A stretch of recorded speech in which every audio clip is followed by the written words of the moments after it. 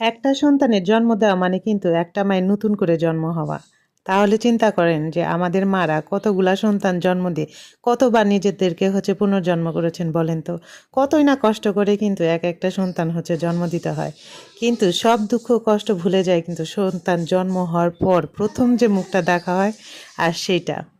যাই হোক, এত কথা কেন বলতেছি, happy birthday to you, many many happy returns of the day. আজকে আমার একমাত্র ননাসের জন্মদিন, মানে আমাদের বাড়ির একমাত্র মেয়ে। ইস্তিয়াকের কিন্তু একটাই ফুপি, ইস্তিয়াকের বাপ চাচারা দুজন, আর একজন বোন।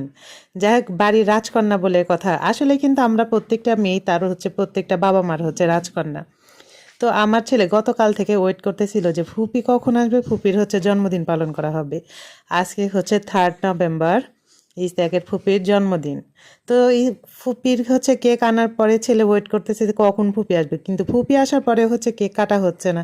সে তো ভীষণ টেনশনে আছে, বারবার আমাকে জিজ্ঞেস করতেছে। আমি বললাম ঠিক আছে, ওয়েট করো, শুভক্ষণ আসুক, তারপরে কেক কাটা হবে। তো কেক আনার পরে ইস্তাক আবার দাদিমাকে বললো যে দাদিমা তুমি কি কালারের কেক নিয়ে আসছো। মা বললো যে সাদা কালার নিয়ে আসছি, আমি সাদা পছন্দ করি। মানে ইস্তাকে দাদিমা হোয়াইট কালার তার favourite colour, white pink just এইগুলা। আর ছেলে মানুষ বলে কথা, তারা তো চকলেট কালার বা রেড ভেলভেট এইগুলা যে পছন্দ করে। যা কেক বলে তো কথা। তো ইস্তিয়াক প্রথম অংশ একটু ভিডিও করে দিছে, তারপর একটু আমি ভিডিও করছি। তো আমি ভিডিও করতে করতে দেখতেছি যে সবাই কেক খেয়ে শেষ করে ফেলতেছে। তো আমি বললাম যে এবার আমি আর ভিডিও করবো না, আমি এবার কেক খাবো।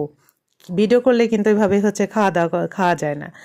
তো ইস্তাকে দাদিমা বললো যে চলো দোতলায় আমার ঘরে তোমরা সবাই মিলে কেক কাটো।